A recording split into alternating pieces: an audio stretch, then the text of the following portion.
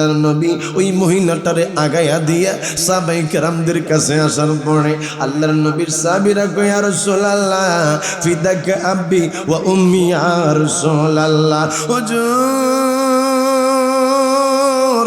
আমাদের মা আমাদের বাবা আপনি নবীজির কদম মোবারকের মধ্যে কুরবান হয়ে যাক নবী গো এই মহিলাটাকে যেই মহিলাটা আপনি মায়ার নবীর দরবারে আইলো এই মহিলাটার তো আগে আমরা দেখি নাই আপনি নবী এই মহিলার জন্য সম্মানার্থে আপনি দাঁড়াইলেন শুধু তাই করলেন না নিজের এই যে নিজের যে চাদর মোবারক এই চাদর মোবারক পর্যন্ত আপনি বিছায়া দিলেন আবার যাওয়ার সময় আগায় দিলেন এই মহিলাটাকে আমার মায়ার নবী সাবিদেরকে বলে রে সাবিরা এইটা আর কেউ না এইটা আর কেউ না এইটা হয়েছে আমার দুধমা হালিমা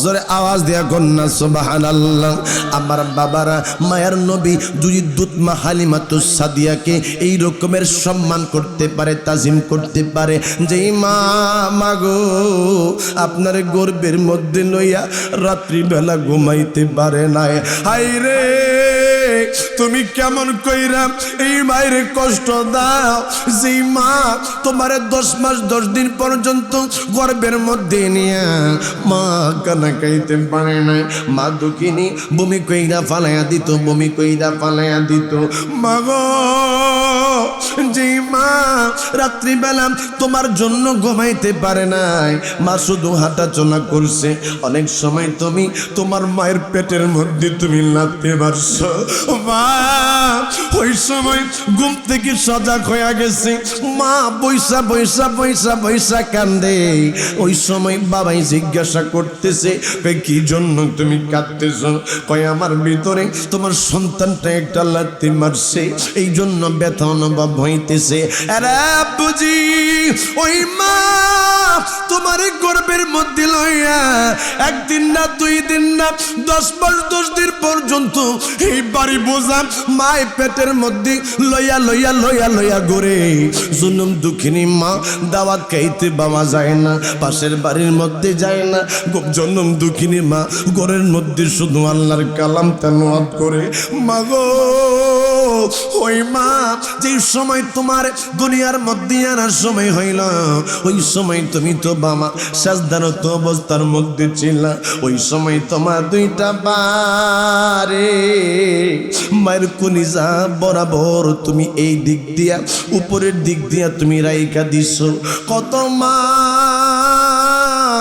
ওই সময় যে দুনিয়া থেকে বিদায় হয়ে গেছে সেই সময় কত মা সেই সময় যে রক্তের বন্যার মতো দুনিয়া থেকে বিদায় হয়ে গেল আমি জানি না আমার বাবারা আমার একটা ফুফু আম্মা মারা গেছে এই ফুফু আম্মা মারা গেছে এই ফুফু আম্মার একটা সন্তান দুনিয়ার মধ্যে আনতে যাইয়া মারা গেছে মেয়েটা আছে কিন্তু ফুফু আম্মা নাই এই রকমের অনেক ঘটনা আপনাদের এই দেশের মধ্যে বাবা করছে এই মায়ের যদি কোন মানুষ কষ্ট দেয় আল্লাহর কসম কইরা বলি তুমি যত বড় মুফতি সাহেব পাও না কেন মুহাদ্দিস সাহেব হও না কেন কখনো তুমি আমার আল্লাহর রহমত পাইবা না কথা বলেন ঠিক কিনা মা বাবার কথা মতো যে জন চলে না মা বাবার কথা মতো যে জন চলে না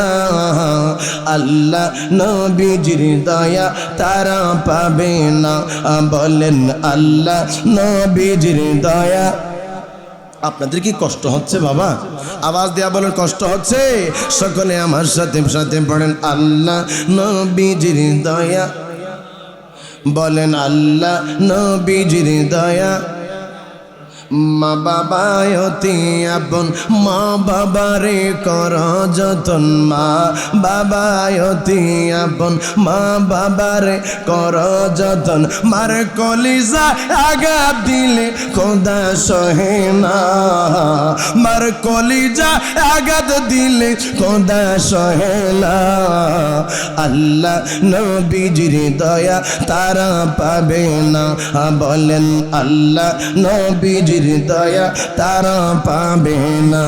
জবানটা খুলে একটা আওয়াজ দিয়া গন্না ইয়া রাসূলুল্লাহ।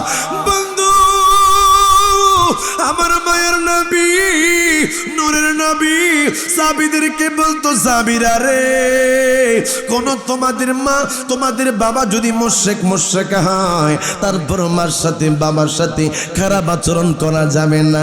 এই রকমের সম্মান, এই রকমের তাজিম আমার মায়ের নবী মা বাবার জন্য শেখাইলো। আইরে তুমি কি টাকাওয়ালা হইয়া গেলা, তুমি তোমার মার খেদমত করো না, তুমি কি এমন সম্পদওয়ালা হইয়া গেলা, মার কথার দাম তোমার কাছে নাই। তুমি বিবাহ করছো, বিবিরে লইয়া তুমি আলাদা থাকো। যেই মা তোমারে এত বড় করলো, যেই মা তোমারে মাস্টার্স পাস পর্যন্ত করাইলো, আইরে কেমনে তোদের কি আমি বইলা যাই।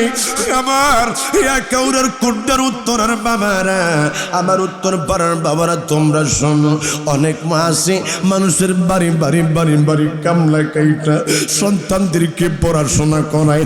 আমার চোখে আমি দেখছি একটা মা সন্তানের পড়াশোনা করানোর জন্য বাবা মহিলাটা মানুষের বাড়ি বাড়ি বাড়ি বাড়ি যাইয়া কাজ করে। বাবা রে, এই মা সন্তানের পড়াশোনা করানোর জন্য, টিউশন ফি দেওয়ার জন্য, সন্তান তার পরীক্ষার ফি দেওয়ার জন্য বাবা মা মানুষের বাড়ি বাড়ি বাড়ি বাড়ি কাজ করে। ছেলেটারে মায় শিক্ষিত বানাইল, শিক্ষিত বানানোর পরে ছেলেটার বিবাহ উপযুক্ত হইল। ছেলেটা বিবাহ করছে, মার কাছে কয় আমি বিবাহ করব। মায় কয় বাবা কাজকর্ম করা দরকার। তারপরও বাবা এই ছেলেটা কোনো কাজকর্ম করলো না। মায় কয় বাবা বিবাহের কথা যেহেতু বলছো, আমি তোমার বিবাহ করাবো। ছেলেটারে বিবাহ করাইল। বিবাহ করানোর পরে ছেলেটার মা মানুষের বাড়ি বাড়ি বাড়ি বাড়ি কাজ কইরা ছেলের আর ছেলের বউরে বাবা খাওয়ায়। আরে কিছুদিন পরে ছেলেটা কামাই ধরল, কিছুদিন পরে ছেলেটা কাজকর্ম করে, কিন্তু ঘরের বউটা বাবা ভালো পড়ে নাই। ঘরের বউটা কয় তোমার মার সাথে যদি তুমি খাও তাইলে আমি তোমার সংসার করতাম না। তোমার মা পেনের পেনের জ্ঞানের জ্ঞানের করে। আমি বলবো মা গো, তুমি যেই শাশুড়িরে আজকে সহ্য করতে পারো না, এই শাশুড়ি তোমার সন্তানটারে লালন পালন করছে, এই শাশুড়ি তোমার সন্তানটারে বড় বানাইছে। এই ছেলেটা তার বিবির কথা শুই না মায়ের আলাদা কইরা দিছে। জনম দুঃখিনী মা আলাদা কাইরে ওই ছেলে তার বিবিরে লইয়া বাবা আরামে আরামে খায়। আর জনম দুঃখিনী মা মানুষের বাড়ি বাড়ি বাড়ি বাড়ি বাবা কাজ কইরা খাইতেছিল। দেখা গেল বাবা একদিন ছেলের বউর সাথে তার তর্কাতর্কি হইল। আজকে বাস্তব জীবনের কিছু কথা বলতেছি। তর্কাতর্কি হওয়ার পরে বাবা ছেলেটা তার মায়ের একটা থাপ্পড় মারছে। জবানটা খুলে নাউজুবিল্লাহ। থাপ্পড় দেওয়ার পরে এলাকার মানুষগুলা ক্ষিপ্ত হয়ে গেছে। আইসা ওই ছেলেরে দৌড়ছে, তোর ইচ্ছা মতন মারমু ফিডামু, তুই তোর মায়ের কেন মারছ? তোর মা তোরে মানুষ করতে যাইয়া মানুষের বাড়ি বাড়ি যাইয়া কাজ করছে, তোর মায় পান্তা ভাত পর্যন্ত খাইছে, আর তুই তোর বিবির কথা শুই না আজকে তোর মায়ের তুই আক্রমণ করলি। আরে কুড্ডার বাবারাম, এই ছেলেরে এলাকার একজন পর্দায় না একটা থাপ্পড় দিছে। মা ঘর থেকে বের হইয়া এলাকার মাপদরে বলে, মাপদর সাহেব আমার পোলারে মাইরেন না, আমার পোলারে মাইরেন না, আমার পোলাই বোঝে নাই আপনারা কেন আসছেন, আপনারাই আমার বাড়ি থেকে চইলা যান। মারছি আমার পোলাই, আমি তো আর আপনাদের কাছে যাই নাই। হাইরে হায়, যেই মায়ের খাওন না দেওয়ার পর মা চেয়ারম্যানের কাছে যাইয়া বিচার দেয় না, মেম্বরের কাছে যাইয়া বিচার দেয় না। যেই মায়ের আক্রমণ করার পরে মা কোন মেম্বারের কাছে যায় না।